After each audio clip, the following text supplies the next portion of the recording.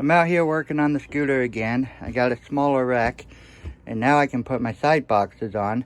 You can see there's just a little bit of space, and I can open up my side boxes, and it rubs a little bit whenever I open it up, but nothing too bad.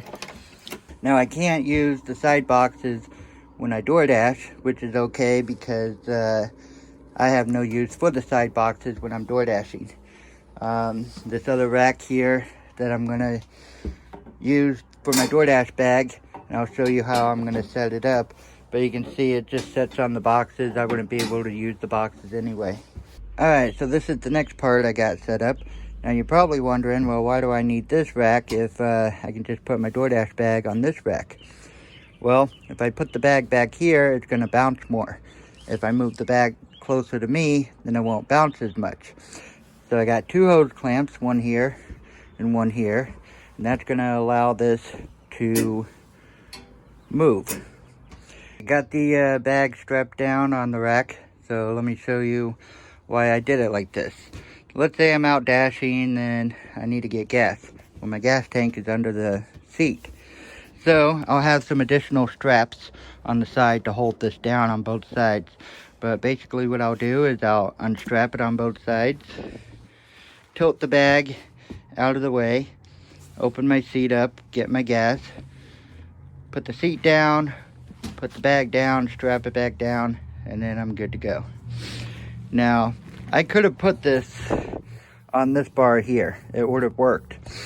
But then it would have put the bag past this line right up against my back, and I would have had to sit straight up, and I would have been closer to the handlebars. And I have a bad lower back, so I can't sit straight, and being too close to the handlebars, it was just too uncomfortable. So I put it on this bar, and it just puts the bag a little bit farther back so I can sit comfortably, and it works. And there's some bars hanging out the back here, but that's alright because it'll hold the bag whenever I tilt it back like that. Now you're probably wondering, well, what do I do if I'm not DoorDashing and I want my side boxes? Well, what do I do with the rack? Well, just take my bag off, flip it back like that. Take like two of these little zip tie it down on both sides, just so it doesn't bounce around like that. I can put my side boxes on. I can strap stuff down on the back here. And for the most part, I'll be doing a lot more DoorDashing on this than anything else. So most of the time, my DoorDash setup is just gonna stay like this. Bag strapped down on it, you know, and ready to hop on and go DoorDash. The only time I'll ever need to flip this back, zip tie it, you know, and do anything else with it is if I'm going on a camping trip, or if I'm just going on a, you know, another kind of trip, just, you know, long distance trip, or just, you know, anything besides DoorDashing. It'll flip back out of the way. I can still put my boxes on. I can still strap stuff down. Alright, it got dark out, but it finally got done. So I made some straps here with these clips, and I put one on both sides. So when I close my bag down, see if I can do this with one hand. Wrap this around the bar, and then clip it. Now, I did not put a lot of tension on this because if I put too much tension on it, eventually it's going to pop loose.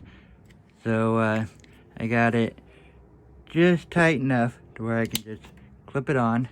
It's still a little loose, but it's not going to let the bag bounce all over the place. Then, of course, I got the same thing on the other side, and I just strap it to that bar.